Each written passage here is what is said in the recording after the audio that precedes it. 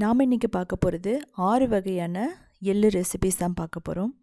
இந்த குளிர்காலத்துக்கு பார்த்திங்கன்னா நம்ம எள்ளு, நிலக்கடலை இதெல்லாம் நம்ம நல்லா எடுத்துக்கணும். வின்டர் ஸ்பெஷல் ரெசிபீஸ்ன்னு சொல்லலாம். ரொம்ப ரொம்ப சிம்பிளான ஸ்நாக்ஸ்ன்னு கூட சொல்லலாம். நான் வெல்லத்தை யூஸ் பண்ணி பண்ணியிருக்கேன். முதல்ல பார்த்திங்கன்னா எள்ளையும் வெல்லத்தையும் வச்சு ஒரு பர்ஃபி மாதிரி அதாவது கட்லி மாதிரி நான் பண்ண போகிறேன். எப்படி பண்ணுறதுன்னு பார்க்கலாம். அதுக்கு முதல்ல நான் அந்த ஷீட்டு ரெடி பண்ண போகிறேன். அதாவது என்னென்னா, நம்ம பர்ஃபி ஊற்றுறக்கான அந்த ட்ரே நான் ரெடி பண்ணிகிட்ருக்கேன். இது பார்த்திங்கன்னா ரொம்ப ஒரு சிம்பிளான மெத்தட். ஸோ நான் செய்கிற மாதிரியே நீங்கள் பட்டர் ஷீட்டை போட்டு பண்ணிட்டீங்கன்னா ஈஸியாக டிமோல்ட் பண்ணலாம். இன்னொரு விஷயம் என்ன அப்படின்னா, ஸ்க்ராட்ச் ஆகாது. கொஞ்சம் நெய் தடவிட்டு அது மேலே பட்டர் ஷீட் போட்டுட்டிங்கன்னா ஈஸியாக அது அப்படியே ஒட்டிக்கும். நம்ம அந்த பட்டர் ஷீட்டை மட்டும் எடுத்தோம்னா ஈஸியாக நம்ம பர்ஃபி வந்துடும். இப்போது எள் எடுத்துக்கலாம். 1 கப் எள்ளை நான் நல்லா ரோஸ்ட் பண்ண போகிறேன். எந்த அளவுக்கு இதை வறுக்கணும் அப்படின்னா, இதிலேருந்து வெடிக்கும், அந்த சத்தம் கேட்கும். நம்ம எள் எடுத்தால் போதும். நீங்கள் ரோஸ்ட் பண்ணி வச்ச எள் இருந்ததுன்னா, வறுத்த எள் இருந்ததுன்னா இந்த ஸ்டெப்பை ஸ்கிப் பண்ணிவிடுங்க. ஒரு நிமிஷத்துக்குள்ளேயே இது நல்லா வெடிச்சிடும். இது ஆற வச்சிடலாம் அப்படியே. இதுக்கப்புறம் நம்ம ஆற வச்சுட்டு கொஞ்சம் கரகரப்பாக நம்ம அரைக்க போகிறோம். நீங்கள் ரொம்ப ஃபைன் பவுடராக கூட அரைக்கணும்னு அவசியம் இல்லை. கரகரப்பாக நம்ம அரைச்சிட்டா போதும். ஸோ பாருங்கள், இப்படி இருந்தால் ஓகே. ரொம்ப அரைச்சிங்கன்னா அதுலேருந்து ஆயில் வெளியே வர ஆரம்பிச்சிடும். அதுக்கப்புறம் பர்ஃபி நல்லா இருக்காது. இப்போது வெல்லம் 1 கப் எடுத்துருக்கோம். வெல்லைப்பொடி 1/4 கப் தண்ணி ஊற்றிட்டு 1 கம்பி பதம் வரணும். 1 கம்பி பதம் வரைக்கும் நீங்கள் பண்ணுங்கள். அதுக்கப்புறம் நம்ம அரைச்சி வச்ச எள்ளை போட போகிறோம். இன்கேஸ் உங்களுக்கு திக் ஆகலைன்னா எக்ஸ்ட்ரா ஒரு 1/4 கப் பால் பவுடர் போட்டிங்கன்னா நல்லா திக்காகிடும். இல்லைனா முந்திரி அரைச்சி வச்சுருந்தீங்கன்னா அதை போடலாம். பாதாம் அரைச்சி வச்சுருந்தா அதை கூட போடலாம். இப்போ பார்த்திங்கன்னா இதான் 1 கம்பி பதம் நமக்கு பர்ஃபெக்டாக வந்துடுச்சு. இந்த கம்பி பதம் வந்தாவே நமக்கு பர்ஃபி ரெடி ஆகிடும். அதாவது ஒன்றோட ஒன்று ஒட்டும். அதான் கம்பி பதம்னு சொல்லுவோம். இப்போது அரைச்சி வச்சதை நம்ம போடுறோம். போட்டுட்டு இது பேன்லேருந்து ஒட்டாமல் வர வரைக்கும் இதை நம்ம மிக்ஸ் பண்ணிக்கிட்டே இருக்கணும். தேவையான அளவு நம்ம நெய் ஊற்றிக்கலாம். நான் ஒவ்வொரு டேபிள் ஸ்பூனாக தான் நான் ஊற்றுறேன். நீங்கள் தேவைப்பட்டால் நீங்கள் அதிகமாக பண்ணும்போது நீங்கள் 1/2 கப் கூட ஊற்றிக்கலாம், ஒன்றும் பிரச்சனை இல்லை. இதுக்கு பார்த்தீங்கன்னா நான் ஏலக்காய் பொடியும் நெய்யும் திரும்ப 1 டேபிள் ஸ்பூன் ஊற்றிருக்கேன். இது வரைக்கும் நான் 2 டேபிள் ஸ்பூன் நெய் ஊற்றிருக்கேன். நெய் தேவையில்லை அப்படின்னா விட்டுருங்க. பட் நெய் நல்ல ஒரு ஃப்ளேவரை கொடுக்கும், நல்ல ஒரு மணத்தை கொடுக்கும் இந்த பர்ஃபிக்கு.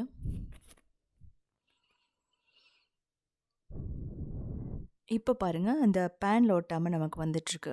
இந்த டைமில் நீங்கள் டெசிகேட்டட் கோகோனட் போட்டுக்கலாம். நான் ஒரு வேரியேஷனுக்காக உங்களுக்கு சொல்கிறேன். ஃப்ரெஷ்ஷான கோகோனட்டு, டெசிகேட்டட் கோகோனட், இல்லை அப்படின்னா பால் பவுடர், அப்படி இல்லைன்னா பாதாம் பவுடர், வறுத்து வச்ச கடலை மாவு போடலாம், வறுத்து வச்ச ரவை போடலாம். ஸோ உங்களுக்கு எந்த வெரைட்டி வேரியேஷன் வேணாலும் நீங்கள் பண்ணிக்கலாம். இப்போ பாருங்கள், இது ஒட்டாமல் நமக்கு வந்துடுச்சு. நான் சிம்பிளாக அப்படியே தான் பண்ண போகிறேன். இப்போது நல்லா திக்காக வந்ததுக்கப்புறம் நம்ம என்ன பண்ண போகிறோன்னா, எடுத்து ட்ரேயில் போட போகிறோம்.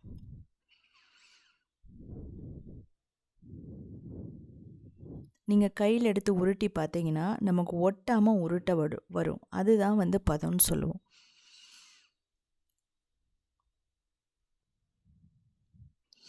இதெல்லாமே பார்த்திங்கன்னா லோ மீடியம் ஃப்ளேமில் வச்சுட்டு பண்ணுங்கள். ஹை ஃப்ளேமில் வச்சிங்கன்னா சீக்கிரம் அது அடிபிடிச்சிரும். அப்போ அந்த பர்ஃபி பார்த்திங்கன்னா நல்லா இருக்காது. நல்லா சாஃப்டாக ஸ்மூத்தாக வந்துடுச்சு. இப்போ எடுத்து நம்ம ட்ரேயில் போட்டுடலாம். ஈவனாக நம்ம தேய்ச்சி விட்டுக்கணும். ஸோ அப்போ தான் என்ன ஆகும் அப்படின்னா, நம்ம பர்ஃபி கட் பண்ணும்போது எல்லாமே ஒரே மாதிரி இருக்கும். அதாவது இந்த சீசேம் கட்லி நல்லாயிருக்கும். கட்லின்னு சொல்லலாம், இல்லை நீங்கள் பர்ஃபின்னு சொல்லலாம். இதில் பார்த்திங்கன்னா நெய் நம்ம குறைவாக தான் யூஸ் பண்ணியிருக்கோம். அந்த எள்ளில் இருக்க ஆயிலே பார்த்திங்கன்னா நமக்கு அப்படியே லைட்டாக வரும். இது பார்த்திங்கன்னா ஒரு 1 மணி நேரம் 2 மணி நேரத்தில் செட் ஆகிடும். ஒரு சில டைமில் பார்த்திங்கன்னா நமக்கு ஒரு 10 நிமிஷத்துலேயே செட் ஆகிருக்கும் சான்சஸ் இருக்குது. நம்ம கொஞ்சம் அந்த பதம் கரெக்டாக எடுத்துட்டோன்னா 10 நிமிஷத்தில் இது ரெடி ஆகிடும். நீங்கள் இதை பார்த்திங்கன்னா ஃப்ரிட்ஜில் வைக்கணும்னு அவசியம் இல்லை. நார்மலாக ரூம் டெம்பரேச்சர்லேயே நம்ம வச்சிடலாம். இதுக்கு மேலே நட்ஸ் உங்களுக்கு தேவைப்பட்டால் பிஸ்தா பாதாம் எது இருந்தாலும் உங்களுக்கு வந்து துவிக்கலாம், இல்லை ரோஸ்ட் பண்ண எள்ளை கூட துவிக்கலாம். இதெல்லாமே பார்த்திங்கன்னா நமக்கு ஒரு ஆப்ஷனல் தான்.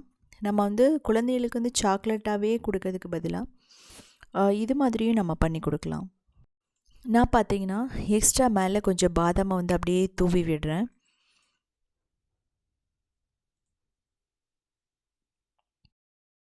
இது பார்த்திங்கன்னா 1 மணி நேரத்தில் ரெடி ஆகிடும். நீங்கள் நைட்டு செஞ்சிங்கன்னா மார்னிங் வரைக்கும் அப்படியே விட்டுருங்க, நல்லா செட் ஆகிடும். இப்போ பாருங்கள், எனக்கு அந்த பர்ஃபெக்டாக அது ரெடி ஆகிடுச்சு. பர்ஃபிங்கிறது பார்த்திங்கன்னா ரொம்ப வந்து சொத சொதன்னு இருக்கக்கூடாது, ரொம்ப வந்து கட்டியாகவும் இருக்கக்கூடாது. ஸோ நம்ம கடிக்கும்போது ஒரு மாதிரி சாஃப்டாக வரணும். ஸோ உங்களுக்கு எந்த ஷேப் பிடிக்குதோ அதே மாதிரி ஷேப்பில் நீங்கள் கட் பண்ணி எடுத்துக்கலாம். இது பார்த்திங்கன்னா ரொம்ப நாளைக்கு கெட்டு போகாது. பட் எந்த ஒரு ஸ்வீட்டையுமே 2 வாரத்துக்குள்ளே நம்ம சாப்பிட்றது ரொம்ப நல்லது கூட. பர்ஃபெக்டான நமக்கு அந்த எள்ளு கட்லி, செசமி கட்லி ரெடி ஆகிடுச்சு. நீங்கள் என்ன பண்ணலான்னா, ஒரு ஏர்டைட் கண்டெய்னரில் போட்டுட்டு நம்ம ரூம் டெம்பரேச்சர்லேயே நம்ம வச்சுலாம். ஃப்ரிட்ஜில் வச்சுட்டு நம்ம யூஸ் பண்ணணும்னு அவசியம் இல்லை, ஏன்னா இதில் நம்ம பால் எதுவுமே வந்து மிக்ஸ் பண்ணலை. இதனோட ஸ்டெப் பை ஸ்டெப் ஃபோட்டோஸ்னால் சவுத் இண்டியன் ஃபுட் ஸ்டார்ட்ங்கிற எங்களோட வெப்சைட்டில் இருக்கும், நீங்கள் போய் பார்த்து தெரிஞ்சுக்கலாம். ஸோ எந்த அளவுக்கு பர்ஃபெக்டாக இருக்குது பாருங்கள். இது மாதிரி வந்து பார்த்திங்கன்னா கடையில் கிடைக்காது. அடுத்தது நம்ம பார்க்க போகிறது குச்சி மிட்டாய். அது வந்து நம்ம எள்ளில் பண்ண போகிறோம். இன்ஸ்டண்ட்டாக பண்ணிடலாம். இதுக்கு பார்த்திங்கன்னா ரொம்ப பெரிய அளவில் நெய்யெல்லாம் தேவைப்படாது. அதுக்கு 1 கப் எள் எடுத்துக்கலாம். எள் எடுத்துகிட்டு நல்லா வெடிக்கிற வரைக்கும் நம்ம ரோஸ்ட் பண்ணணும். நம்ம வெள்ளை எள்ளு தான் எடுக்கணும்னு அவசியம் இல்லை, நம்ம வந்து கருப்பு எள்ளு எடுத்துக்கலாம். நார்மலாக குச்சி மிட்டாய் பார்த்திங்க அப்படின்னா நிலக்கடலையிலையும் முந்திரியிலையும் பண்ணுவாங்க. எள்ளும் நம்ம போட்டு பண்ணலாம்.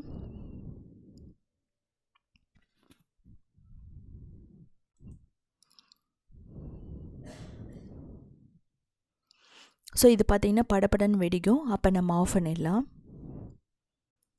இப்போ நம்ம எடுத்துடலாம். அதையை எடுத்து ஒரு பிளேட்டில் போட்டுட்டு இதுக்கப்புறமா நம்ம என்ன பண்ண போகிறோம் அப்படின்னா, இதை ஆற வைக்க போகிறோம். இது ஆறுறதுக்குள்ளே நம்ம என்ன பண்ணலான்னா, சுகரும் 1 கப் சர்க்கரையும் அதுக்கப்புறம் 4 டேபிள் ஸ்பூன் தண்ணியும் ஊற்றிட்டு நம்ம கேரமலைஸ் பண்ணணும். கேரமலைஸ் பண்ணுறது அப்படின்னா என்ன அப்படின்னா, நம்ம போட்ட சுகர் வந்து ப்ரௌனாக மாறும், அதான் வந்து கேரமலைஸ் ஆகுறதுன்னு அர்த்தம். ஸோ நீங்கள் வந்து போட்டதுக்கப்புறம் நீங்கள் ரொம்ப மிக்ஸ் பண்ணிகிட்டே இருக்கக்கூடாது. அப்படியே விட்டுட்டிங்கனாவே மீடியம் ஃப்ளேமில் நல்லா வந்து அந்த தண்ணியெல்லாம் வந்து சுகரில் வந்து அப்சர்வ் பண்ணிவிட்டு அந்த ப்ரௌன் கலராக மாற ஆரம்பிக்கும். அந்த டைமில் நீங்கள் மிக்ஸ் பண்ணலாம். ஸோ இதுலேயும் பண்ணலாம். நீங்கள் இதே வந்து குச்சி மிட்டாய் வெல்லத்துலேயும் பண்ணலாம். நீங்கள் வெல்லத்தையும் கேரமலைஸ் பண்ணி பண்ணலாம். இல்லை அப்படின்னா நீங்கள் ஹாட் பால் கன்சிஸ்டன்சி இருக்கும். அதாவது என்ன அப்படின்னா, ஒரு கடினமான பால் மாதிரி, ஷைனிங்கான பால் மாதிரி வரும். அந்த கன்சிஸ்டன்சியில் நம்ம ரோஸ்ட் பண்ணி வச்சு அந்த எள்ளை போட்டோன்னா குச்சி மிட்டாய் ரெடி ஆகிடும். இல்லை இப்படி கூட இன்ஸ்டண்ட்டாக ஒரு 5 நிமிஷத்தில் பண்ணுறதுனா இது பர்ஃபெக்டாக இருக்கும். இப்போது நல்லா கேரமலைஸ் ஆகிடுச்சு, சுகர் எல்லாம் நல்லா வந்து கரைஞ்சிடுச்சு. இப்போ இதுக்கு மேலே நம்ம விடக்கூடாது, விட்டால் ரொம்ப ப்ரௌன் ஆகும். அதனால் நம்ம இப்போ எடுத்துடலாம். இதுக்கப்புறம் நம்ம என்ன பண்ணுறோன்னா, ஆஃப் பண்ணிட்டு தான் நம்ம வந்து அந்த எள்ளை போடுறோம். நம்ம அப்படியே வச்சுட்டு போட்டால் என்ன ஆகும் அப்படின்னா, அடுத்த ஸ்டேஜுக்கு போயிடும், அதாவது ஹார்ட் ஆகிடும். ஸோ அதனால் நம்ம ஆஃப் பண்ணிட்டு தான் மிக்ஸ் பண்ணணும். இப்போ ஏலக்காய் பொடி போடுறேன். இது வந்து பார்த்திங்கன்னா ஆப்ஷனல் தான், ஏலக்காய் பொடி. இப்போ நல்லா ஒன்றோட ஒன்று ஒட்டி வந்துடுச்சு. இப்போது நல்லா வந்து எண்ணெய் தடவிட்டோ இல்லை நெய் தடவிட்டோ ஒரு சப்பாத்தி கல்லை அதுக்கு மேலே நம்ம இதை போடுறோம். போட்டுட்டு நம்ம இமீடியட்டாக ஸ்ப்ரெட் பண்ணி விட்டுறணும், இல்லைன்னா இது வந்து ரொம்ப ஹார்ட் ஆகிடும்.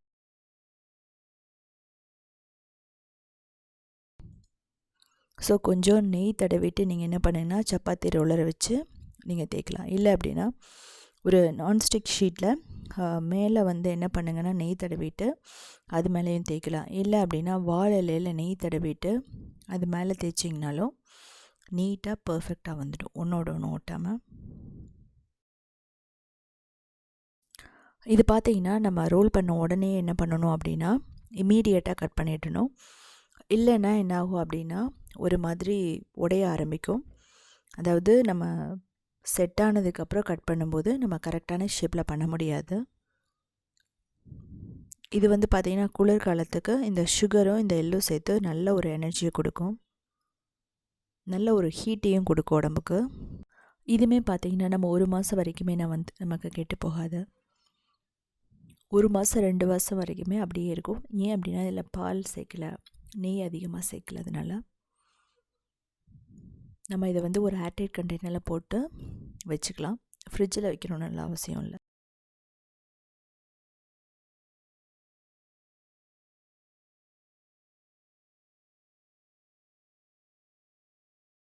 இது பார்த்திங்கன்னா செட் ஆனதுக்கப்புறம் எவ்வளோ நல்லா கிறிஸ்பியாக இருக்குன்னு பாருங்கள். எனக்கு பார்த்திங்கன்னா 10 நிமிஷத்துலேயே நல்லா செட் ஆகிடுச்சு.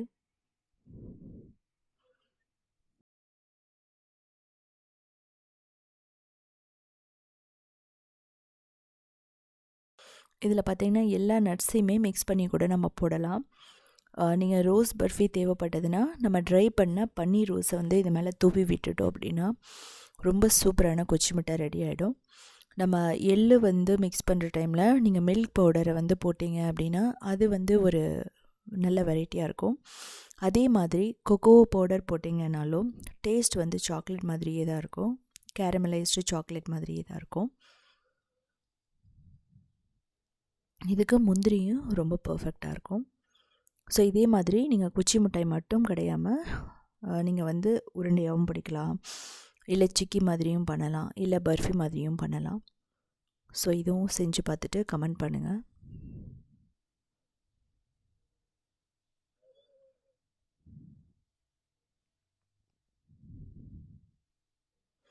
இதுக்கப்புறம் நம்ம பார்க்க போகிறது என்னென்னா, கருப்புலேயும் எள்ளுலேயும் நம்ம வந்து வெள்ளை எள்ளுலேயும் ஒரு சிக்கி பண்ண போகிறோம். ஸோ நல்லா க்ரன்ச்சியாக எப்படி பண்ணுறதுன்னு பார்க்கலாம். அதுக்கு நம்ம 1/2 கப் வெள்ளை எள்ளும் 1/2 கப் கருப்பு எள்ளு எடுத்துக்கலாம். ரெண்டுமே 125 கிராம் 125 கிராம். இது பார்த்திங்கன்னா நல்லா வெடிக்க வரைக்கும் நம்ம நல்லா ரோஸ்ட் பண்ணிக்கிட்டே இருக்கணும். ஒரு 2 நிமிஷத்துலேயே நல்லா வெடிக்க ஆரம்பிச்சிடும். மீடியம் ஃப்ளேமில் வச்சுட்டு நம்ம வந்து மிக்ஸ் பண்ணணும். இப்போது நமக்கு ரெடி ஆகிடுச்சு, எடுத்து வச்சுக்கலாம் ஒரு பிளேட்டில். இதுக்கப்புறம் பார்த்திங்க அப்படின்னா நம்ம வெல்லத்துலேயும் இது பண்ணலாம், சுகர்லேயும் பண்ணலாம். இப்போ நான் வந்து நெய் வந்து ஒரு சப்பாத்தி கல் மேலே தடவிட்டு நான் ரெடியாக வச்சுருக்கேன். இல்லை நான்ஸ்டிக் ஷீட் கூட வச்சுக்கலாம். இப்போது வெல்லம் 3/4 கப், ஒரு தண்ணி 3லேருந்து 4 டேபிள் ஸ்பூன், இல்லைனா 1/4 கப் கூட நீங்கள் ஊற்றிக்கலாம். இது எந்த அளவுக்கு வரணும்னா ஒரு ஹாட் பால் கன்சிஸ்டன்சி, அதாவது பிரிட்டில் கன்சிஸ்டன்சி, அதாவது ஒரு உருண்டை பதம்னு சொல்லுவாங்க, அந்த பதத்துக்கு இது வரணும். ஸோ முதல் பார்த்திங்க அப்படின்னா ஒரு தண்ணியில் வந்து அந்த வெல்லத்தை விடும்போது முதல்ல தண்ணியில் கரையும். இதுதான் முதல். அப்படிங்கும்போது இது நம்ம எதுக்கு யூஸ் பண்ண முடியாது, அதிரசத்துக்கு கூட நம்ம இப்படி கரைஞ்சதுன்னா நம்ம யூஸ் பண்ண முடியாது. ரெண்டாவது பார்த்திங்கன்னா தக்காளி பதம், இல்லைனா சாட் பால்னு சொல்லுவாங்க. ஸோ அந்த பதம் பார்த்திங்க அப்படின்னா அதிரசத்துக்கெல்லாம் வந்து ரொம்ப பர்ஃபெக்டானது இந்த பதம், தண்ணியில் கரையாது. அதுக்கு மேலே 3வது பார்த்திங்க அப்படின்னா ஹாட் பால், அதுக்கப்புறம் பிரிட்டில் கன்சிஸ்டன்சி, அதாவது சிக்கி கன்சிஸ்டன்சின்னு சொல்லுவாங்க. இதுதான் வந்து பார்த்திங்க அப்படின்னா ரொம்ப ரொம்ப பர்ஃபெக்டான கன்சிஸ்டன்சி. நீங்கள் ஒரு பிளேட்டு வச்சுட்டு அது மேலே இதை போடும்போது ஒரு டங்குன்னு ஒரு சவுண்டு கேட்கும். 3வது ஸ்டேஜ் கொஞ்சம் ஸ்டிக்கியாக இழுக்கும். 4வதுல ஹாட் பால் கன்சிஸ்டன்சி வந்துடும். இது வந்து ரொம்ப பர்ஃபெக்ட். நீ தண்ணியில் விடும்போதே உருண்டை ஆகிடும், பிரியாது, ஒரே இடத்துல அப்படியே இருக்கும். இப்போ என்ன பண்ணுவோன்னா ஆஃப் பண்ணிடணும். அதுக்கு மேலே நீங்கள் என்ன பண்ணக்கூடாதுன்னா ஆன்லேயே வச்சுருக்கக்கூடாது. இப்போ நம்ம எள்ளை போடணும். எள்ளை போட்டுட்டு நல்லா மிக்ஸ் பண்ணிவிட்டு உடனே எடுத்துடணும். ஏன் அப்படின்னா அந்த பேனில் இருக்கிற சூடும் அடுப்பில் இருக்கிற சூடும் சேர்ந்து அடுத்த ஸ்டேஜுக்கு போயிடும். இப்போ நெய் நான் 1 டீஸ்பூன் போடுறேன், இது ஆப்ஷனல் தான். இந்த ஸ்டேஜில் எனக்கு ஷைனிங்காக வேணுங்கிறதுக்காக நான் நெய் போடுறேன். உங்களுக்கு ஷைனிங்காக வேணான்னா நீங்கள் சிம்பிளாக அப்படியே கூட விட்டுறலாம். இன்கேஸ் உங்களுக்கு இந்த கன்சிஸ்டன்சி நீங்கள் ஃப்ளேம் அதிகமாக வச்சு போயிடுச்சுன்னா ஒன்றும் பிரச்சனை இல்லை. மீடியம் ஃப்ளேம் வச்சு 1 நிமிஷம் 2 நிமிஷத்துக்கு மிக்ஸ் பண்ணிங்கன்னா நல்லா கேரமலைஸ் ஆகி ஒன்றோட ஒன்று ஒட்டிக்கும். தப்பாயிடுச்சுன்னா நீங்கள் அப்படி கூட பண்ணிக்கலாம். இப்போ நான் என்ன பண்ணேன்னா நெய் தடவி வச்சது மேலே போட்டுட்டு நான் தேய்ச்சி விட போகிறேன். தேய்ச்சி விட சப்பாத்தி கட்டையிலையும் நான் கொஞ்சம் வந்து நெய் தடவிக்கிறேன். அப்போ தான் வந்து பார்த்திங்கன்னா அதை வந்து ஸ்ப்ரெட் பண்ணும்போது ஒன்றோட ஒன்று ஒட்டாமல் வரும். இதே மாதிரி ஒரு 10-20 நிமிஷத்தில் இது ஹார்ட் ஆகிடும். நம்ம அதுக்குள்ளேயே என்ன பண்ணணும்னா தேவையான ஷேப்பில் கட் பண்ணி வச்சுக்கணும். ஸோ வெல்லம் வாங்கும்போது நீங்கள் என்ன பண்ணணுன்னா பாகு வெல்லமாக பார்த்து வாங்கணும். அதுதான் வந்து பார்த்திங்கன்னா இதுக்கு ரொம்ப பர்ஃபெக்டாக இருக்கும். உங்களுக்கு அப்படி பாகு வெல்லம் கிடைக்கலனா ஒரு சிம்பிளான சின்ன டிப் சொல்கிறேன். நீங்கள் என்ன பண்ணலாம் அப்படின்னா சுகரையும் வெல்லத்தையும் மிக்ஸ் பண்ணிக்கலாம்.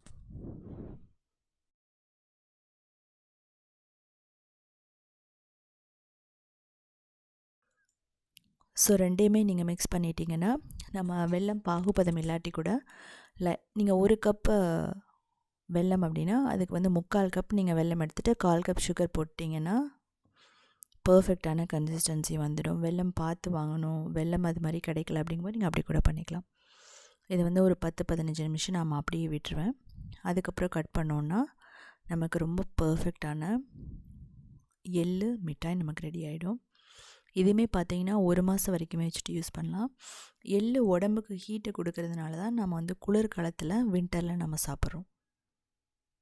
இது ஒரு ஏர்டைட் கண்டெய்னரில் போட்டுருங்க. ஆறுனதுக்கப்புறம் போட்டுட்டு ஒரு 2 மாதத்துக்கு பார்த்தீங்கன்னா இது ரொம்ப கெட்டு போகாமல் இருக்கும்.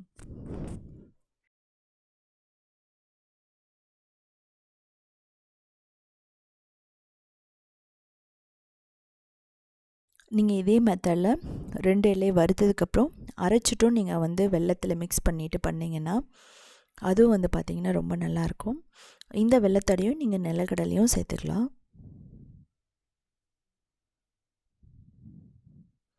ஸோ ஆறுனதுக்கப்புறம் ஒரு ஏர்டைட் கண்டெய்னரில் போட்டு நீங்கள் யூஸ் பண்ணுங்கள்.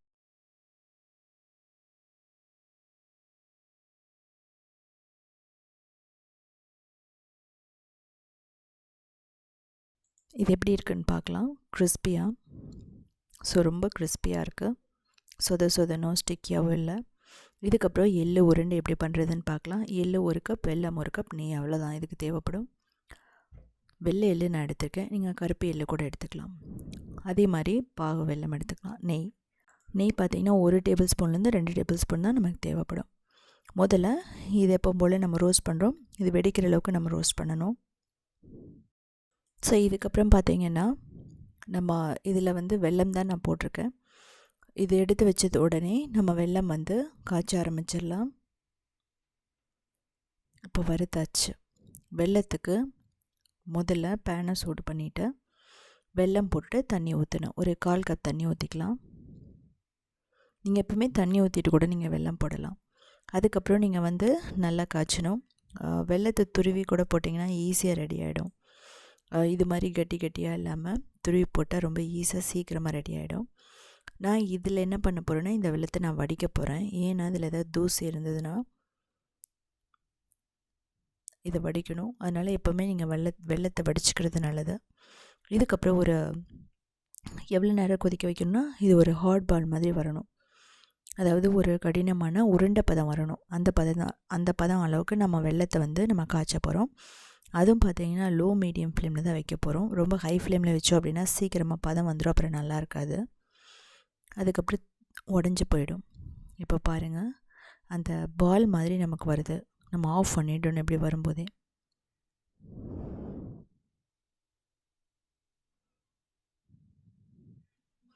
ஆஃப் பண்ணிவிட்டு நான் மிக்ஸ் பண்ணிக்கலாம். அப்போ தான் இந்த பேனோட சூழ்லையே வந்து இது மிக்ஸ் ஆகிடும்.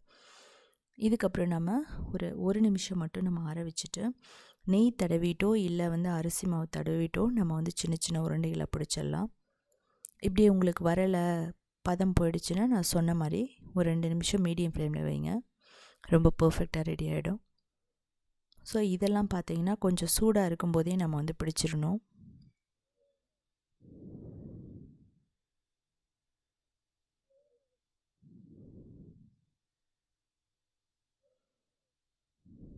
வேகமாக செஞ்சிட்டோம் அப்படின்னா நமக்கு வந்து பால்ஸ் வந்து வந்துடும், இல்லைன்னா அது உதிரியாக போயிடும். அந்த டைமில் நான் சொன்ன மாதிரி 1 டேபிள் ஸ்பூன் நெய் விட்டுட்டு மீடியம் ஃப்ளேமில் வச்சுட்டு நீங்கள் என்ன பண்ணுங்கள் அப்படின்னா குக் பண்ணிங்கன்னா அது பர்ஃபெக்டாக ரெடி ஆகிடும். அதுக்கப்புறம் நீங்கள் உருண்டை பிடிச்சிக்கலாம்.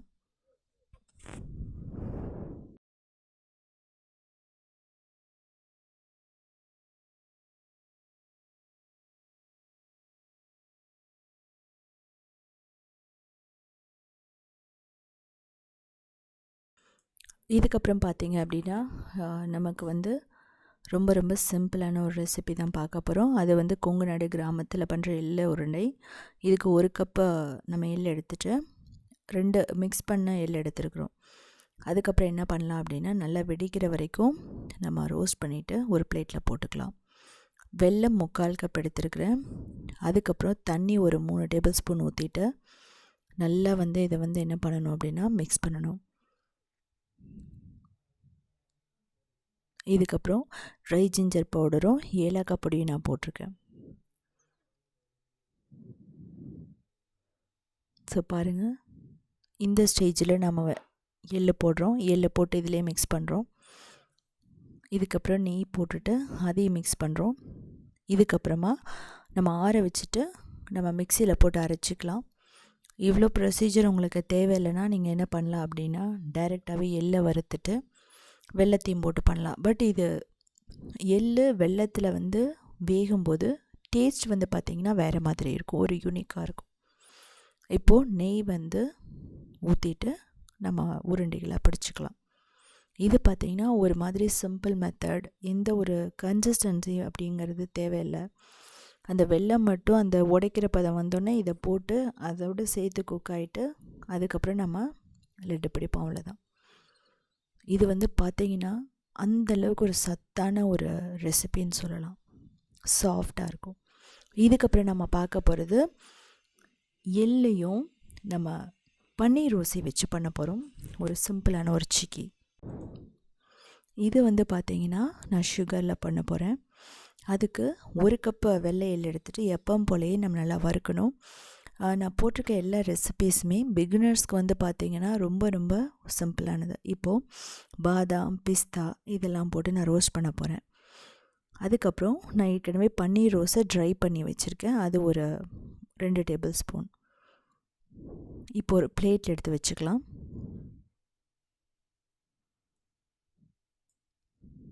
ஸோ இதை ஆற வச்சிடலாம். இதுக்கப்புறம் சுகர் தண்ணி ஒரு 3 டேபிள் ஸ்பூன் ஊற்றிட்டு நம்ம கேரமலைஸ் பண்ண விடணும். கேரமலைஸ் பண்ணும்போது என்னாகும் அப்படின்னா, நமக்கு அந்த கிறிஸ்பியான அந்த சிக்கி வந்து ஃபார்ம் ஆகும். நமக்கு எப்போவுமே கேரமலைஸ் பண்ணும்போது நம்ம மிக்ஸ் பண்ணிகிட்டே இருக்கக்கூடாது. அதே சமயம் ரொம்ப தண்ணியும் ஊற்றக்கூடாது. நீங்கள் பார்த்தீங்கன்னா நடுவிலேருந்து அப்படியே அந்த ப்ரௌன் ஆகிக்கிட்டே வரும். இதுதான் கேரமலைசேஷன் சொல்லுவாங்க. இந்த டைமில் நீங்கள் வந்து மில்க் பவுடர், கொக்கோ பவுடர், கொஞ்சம் க்ரீம் எல்லாம் போட்டிங்கன்னா ஒரு சிம்பிளாக கேரமலைஸ்டு சாக்லேட் மாதிரி வரும். இதுக்கப்புறம் நம்ம ரொம்ப நேரம் வந்து இதை ஹை ஹீட்டில் வச்சுட்டு நம்ம குக் பண்ணக்கூடாது. அப்படி பண்ணும்போது என்ன ஆகும் அப்படின்னா கசப்பாயிடும். இப்போ நம்ம ஆஃப் பண்ணிடலாம். சுகர் எல்லாம் கரைஞ்சிடுச்சு. இப்போ நம்ம ரோஸ்ட் பண்ணி வச்சுருந்த பாதாம், அதுக்கப்புறம் பிஸ்தா, ஏலக்காய் பொடி, அதுக்கப்புறம் ரோஸ், எள் எல்லாத்தையும் போட்டுட்டு நல்லா மிக்ஸ் பண்ண போகிறோம். மிக்ஸ் பண்ண உடனேயே நம்ம வந்து என்ன பண்ண போகிறோன்னா, அடுப்பிலேருந்து இறக்கிட்டு ஒரு சப்பாத்தி ஸ்டோன் மேலேயோ இல்லை நான்ஸ்டிக் ஷீட் மேலேயோ நெய் தடவி போட்டுட்டு நல்லா தேய்க்க போகிறோம்.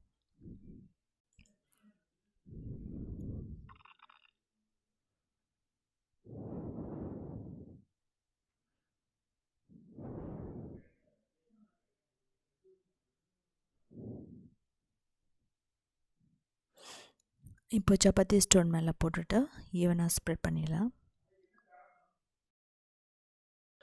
இது மேலே ரோஸ் பெட்டல்ஸ் தூவிட்டு நம்ம ஈவனாக ஸ்ப்ரெட் பண்ணி விட்டுடலாம்.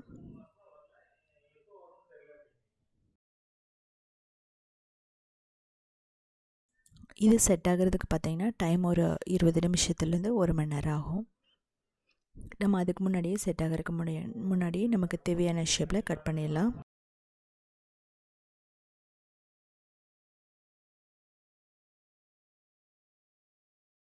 ஸோ நான் சொன்ன இந்த எல்லா ரெசிபீஸுமே south-indian-foods.in அப்படிங்கிற எங்களோட வெப்சைட்டில் இருக்கும். நீங்கள் போய் பார்த்து ஸ்டெப் பை ஸ்டெப் ஃபோட்டோஸ் பார்த்து தெரிஞ்சுக்கலாம். ஸோ நம்ம செட் ஆகிறதுக்கு முன்னாடியே நம்ம வந்து என்ன பண்ணிடணும்னா கட் பண்ணிடணும். ஸோ கட் பண்ணிவிட்டு நம்ம ஒரு 30 மினிட்ஸ் விட்டுட்டோம் அப்படின்னா பர்ஃபெக்டாக ரெடி ஆகிடும். ஸோ இதுவுமே பார்த்திங்கன்னா இந்த எல்லா ரெசிபீஸுமே 1 மந்த் வரைக்கும் நம்ம வச்சுட்டு யூஸ் பண்ணலாம். எதுவுமே கெட்டு போகாது. தேவைப்பட்டால் நீங்கள் எல்லா நட்ஸுமே மிக்ஸ் பண்ணி அரைச்சி அப்படி கூட பண்ணலாம். ஸோ இது எல்லாமே செஞ்சு பார்த்துட்டு எப்படி இருந்துச்சுன்னு சொல்லிவிட்டு கமெண்ட் பண்ணுங்கள். நான் சுகர்லேயும் போட்டிருக்கேன், வெல்லத்துலேயும் போட்டிருக்கேன். கூடிய சீக்கிரமாக கருப்பட்டிலையும் நாட்டு சர்க்கரையில் எப்படி பண்ணுறதுன்னு நான் வீடியோ போடுறேன். நாட்டு சர்க்கரையில் எப்படி வந்து எள்ளு உருண்டை பண்ணுறதுன்னு சொல்லிவிட்டு நம்ம ஷார்ட்ஸில் நான் வீடியோ போட்டிருக்கோம். நீங்கள் போய் பார்த்து தெரிஞ்சுக்கலாம்.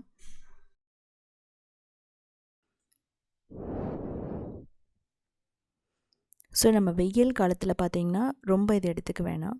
குளிர்காலத்தில் நம்ம வந்து ஒரு நாளைக்கு 1 இல்லைன்னா 2 எடுத்தால் போதும். அதுக்கு மேலே ரொம்ப வந்து சாப்பிட வேணாம்.